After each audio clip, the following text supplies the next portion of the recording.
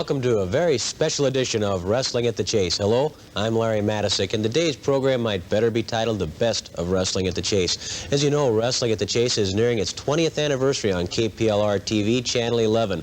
Over that time, it's developed a tremendous following throughout the greater St. Louis area, and action like you're going to be seeing today is part of the reason. We're going to be taking a look at some of the highlights of what has happened on Wrestling at the Chase over the past year, and you'll be seeing people like World Heavyweight Champion Harley Race, Dick Murdoch, King Kong Brody, Dick the Bruiser, Ted DiBiase, Nature Boy Ric Flair, Terry Funk, the Lady Wrestlers, and much, much more. So stick around. It's a very special edition of Wrestling at the Chase, and we'll be right back after these important messages. King Kong Brody has gotten plenty of headlines in St. Louis, and Frankie Lane would be the first to vouch that Brody deserves every one. Look what happened when Frankie Lane took on King Kong Brody. That has the same effect as a karate chop to the windpipe when he's dropped from, say, 7 foot in the air. Brody with a forearm smash. The game and spunky. Frankie Lane trying to hang in against Brody. Brody with a hard smash drops Lane. Brody covers Lane, now begins biting Lane. Brody biting Lane, digging his teeth into the forehead of Frankie Lane. Smith warning Brody.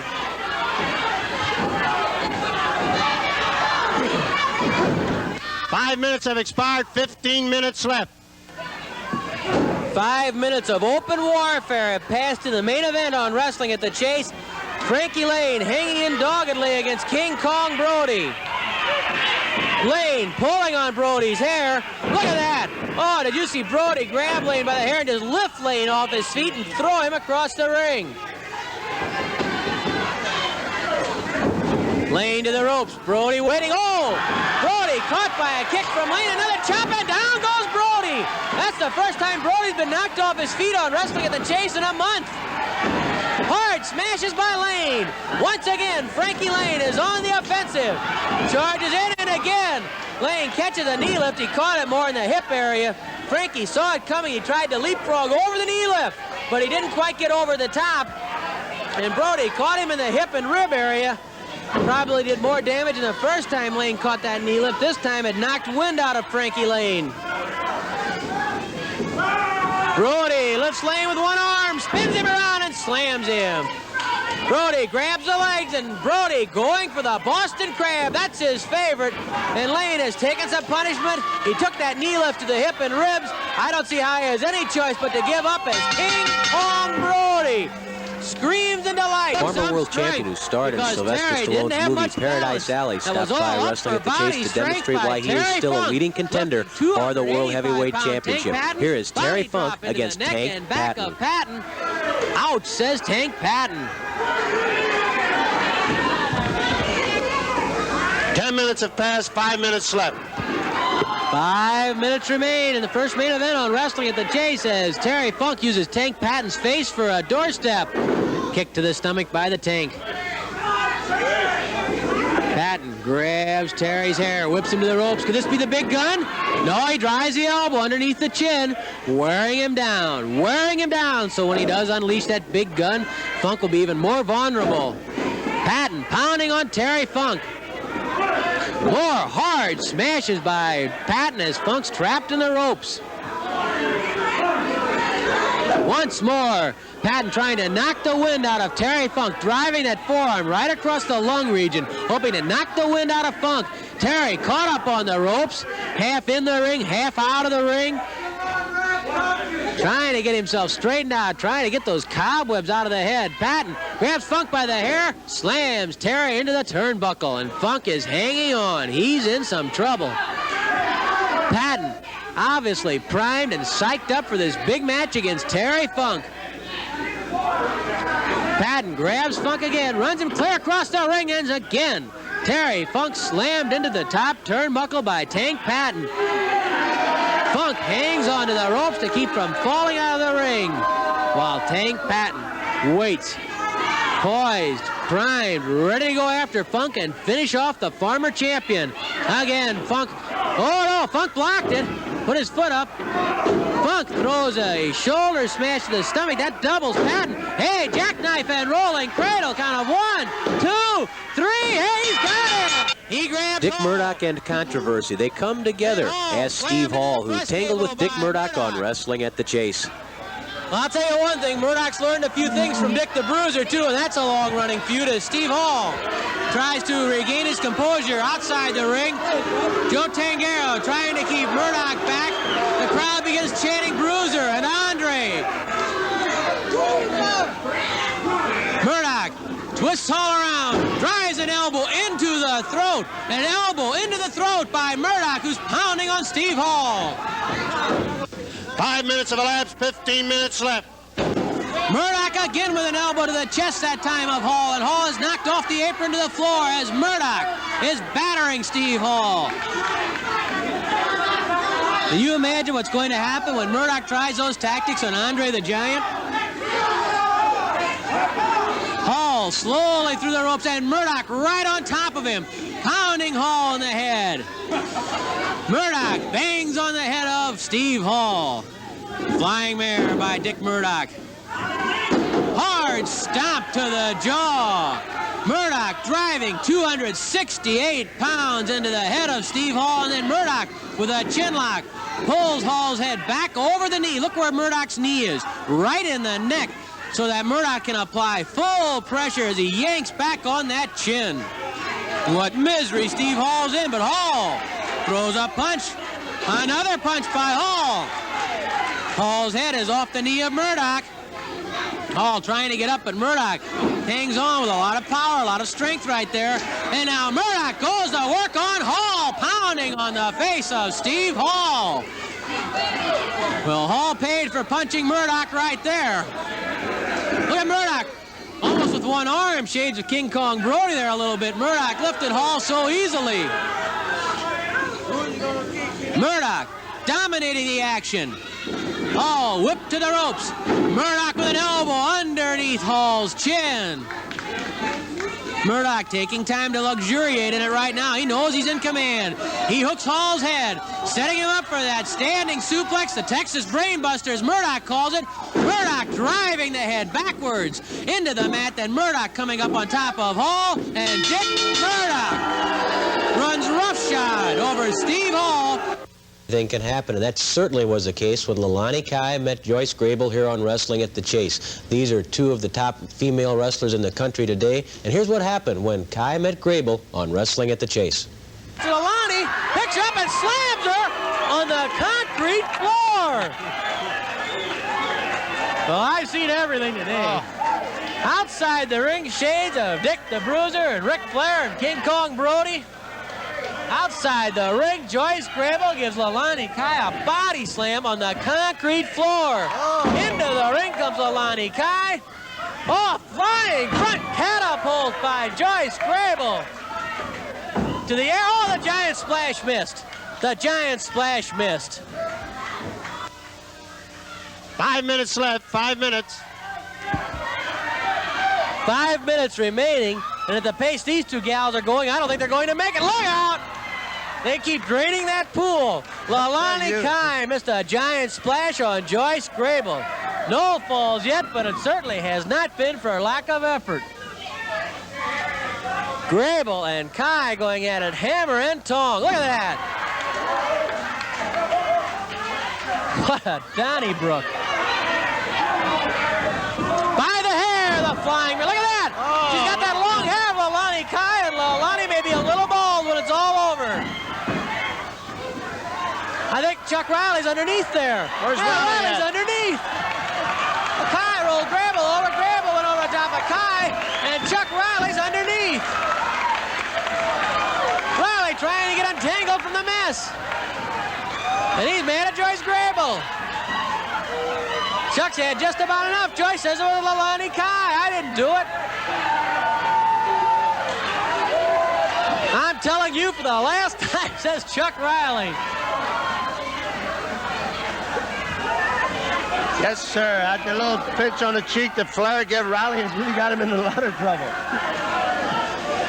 Well, this has been a hot and heavy brawl, and I guess it was inevitable that sooner or later the referee was going to get his 2 cents worth of the damage, too. Lani dumps Joyce Grable and kicks Joyce in the back of the leg. Lani working on Grable's leg. Going for a pin. Got a cradle there. Lani can't keep Grable down, obviously.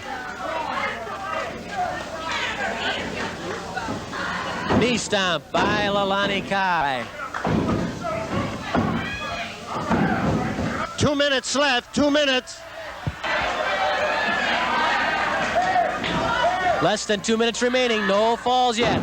Body slam by Lani Kai. And a kick by Kai to Joyce Grable. Lani's rough tactics have really helped her in this match. She's had Grable in a lot of trouble. There's a front rolling cradle by Grable. Front rolling cradle out of 1, 2 at 2. Lani Kai gets away. Oh, that drop kick missed. Roll up cradle by Lani Kai. This could be it. 1, 2. Joyce Grable barely escapes defeat. She missed the drop kick. Lani countered with a roll up cradle, but Joyce Grable got away. Up, no, leapfrog by Joyce Grable. Then the back rolling cradle count of 1, 2, 3. That's it. Fans, don't go anywhere. This look back at classic St. Louis wrestling action continues right after the break. Joyce Grable was also part of the first mixed tag match ever presented in St. Louis when Joyce and Pat O'Connor opposed Bulldog Bob Brown and Suzette Ferreira. Let's join the action. Other person get into the ring quickly after a tag. This is a complicated match, folks. I tell you. I gotta tell you. Look at that! Joyce Grable slaps Bulldog Brown, and Brown's after Grable. Joyce Grable jumped into the ring and slapped Brown right across the mouth. This crowd loves it. They stand and cheer for scrappy Joyce Grable, who just said hello to Bulldog Brown. And he didn't even ask for a goodnight kiss. He wants to go after her now. Bulldog Brown, I think, is stunned, and for once in his life, speechless, thanks to Joyce Grable. Side headlock by O'Connor on Brown. 20 minutes have elapsed. 10 minutes left. 10 minutes remain. In the main event, 1 fall apiece. Belled him once for me, says Joyce Grable to Pat O'Connor. Well, Joyce did all right for herself. O'Connor obliges his partner. Forearm smash by O'Connor. Oh, an uppercut. To the stomach goes O'Connor, and then O'Connor drops Brown. O'Connor quickly behind Brown. Goes into the sleeper. The sleeper by Brown, but Brown, rather the sleeper on Brown, and Brown gets to the ropes.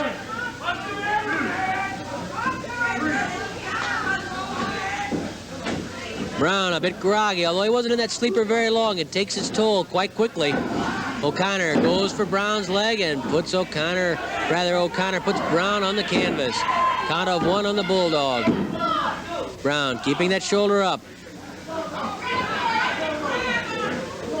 Grable watching intently as O'Connor twists the foot, now bends that leg down over his own leg to apply extra pressure to the leg. Look at O'Connor with his back foot now, hooks the ankle of Bulldog Brown, and then when Brown sits up, O'Connor slugs him with a forearm smash. He was called out, I would imagine, half of an Indian deathlock, because that's exactly what O'Connor has done to the ankle and foot of Bulldog Brown. Now Brown manages to pop the foot free, so O'Connor has to change his hold. O'Connor leaning into the knee and into the ankle of Bulldog Bob Brown. Brown reaching up for O'Connor's head. Smith, though, keeping an eye on Bulldog. Suzette Ferreira started to step into the ring. Again, Suzette started to lift the leg over the ropes, but the referee spied her. O'Connor drops that knee into the knee of Bulldog Brown.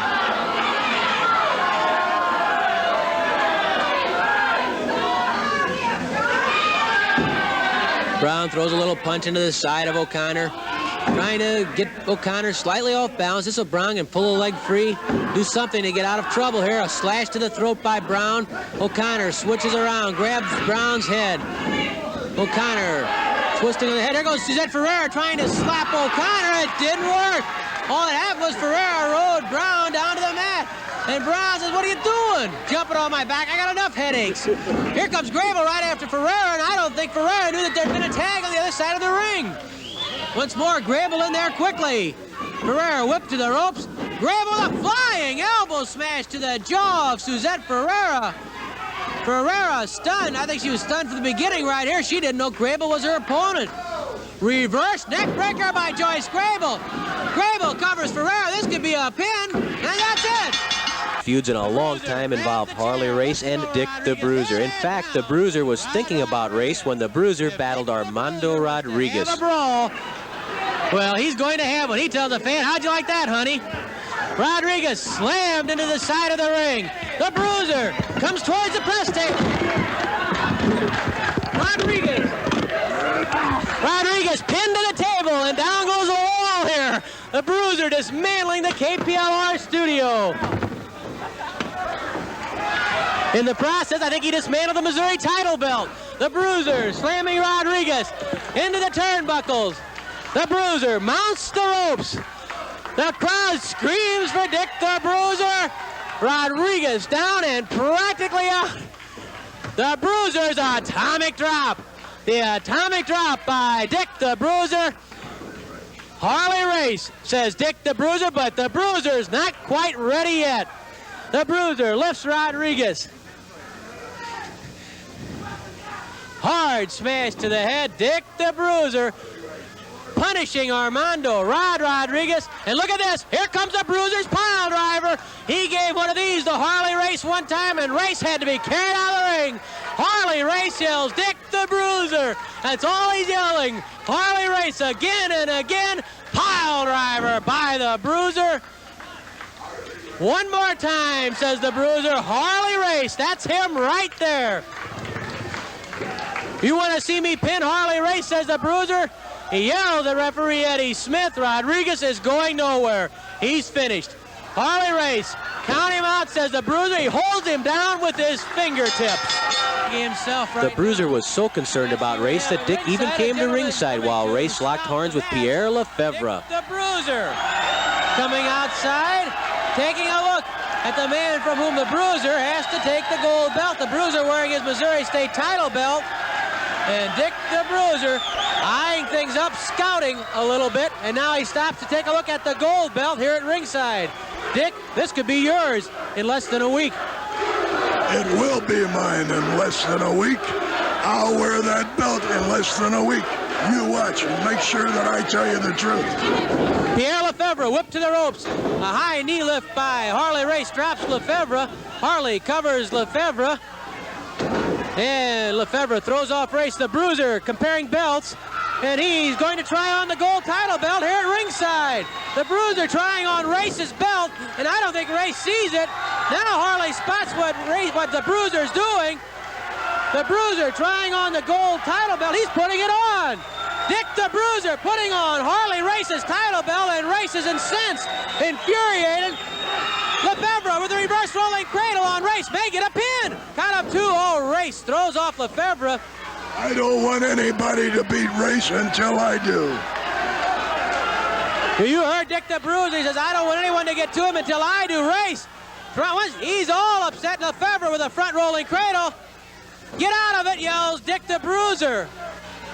I don't want anybody to beat Race until I beat him.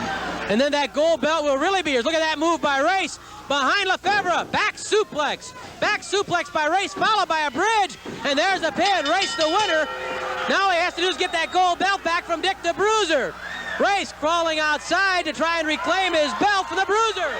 Race throws a punch at the Bruiser, and the Bruiser wearing Race's belt. The Bruiser wearing the gold belt goes after Race. The Bruiser pounding on Harley Race. The Bruiser trying to get off that gold belt. Race gets at the Bruiser. The belt dropped to the floor. Race going for the pile driver. Race for the Bruiser reverses it. The Bruiser grabs the gold belt. The Bruiser has Race's belt, stands on Race, and raises the gold belt in triumph. Dick the Bruiser holding the gold title belt that belongs to Harley Race.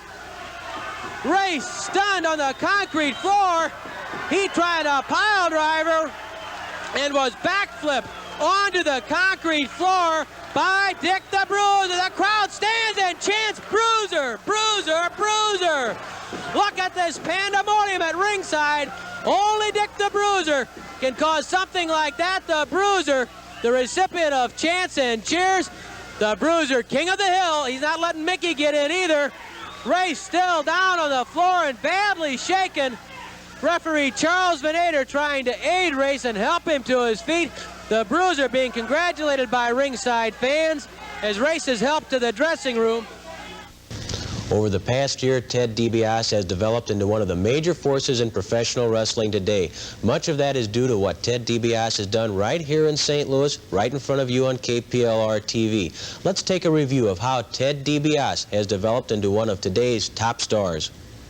Mike Boyer was one of the first to find out how rapidly DiBiase was coming into his own. Oh, and DiBiase had him sized up there the hard right. Boyer won't stay down, though. DiBiase right on top of Mike Boyer. Whips Boyer to the ropes. Up and over, a tremendous jolt. Flying knee drop to the chest. It was on the chest, not the throat. DiBiase tried for a pin. Boyer still wouldn't stay down. Forearm smash, side headlock. Off the ropes goes Boyer again. Down goes DiBiase. DiBiase ducks. DiBiase is waiting. Oh, a flying, falling body slam. Knocks all the wind out of Boyer, and here comes the figure four leg lock. The figure four leg lock by Ted DiBiase. Boyer may have no choice but to submit. Right in the middle of the ring, Boyer now risking a serious knee injury because he won't give up. Finally, Boyer submits, and Ted DiBiase brings the fans to their feet.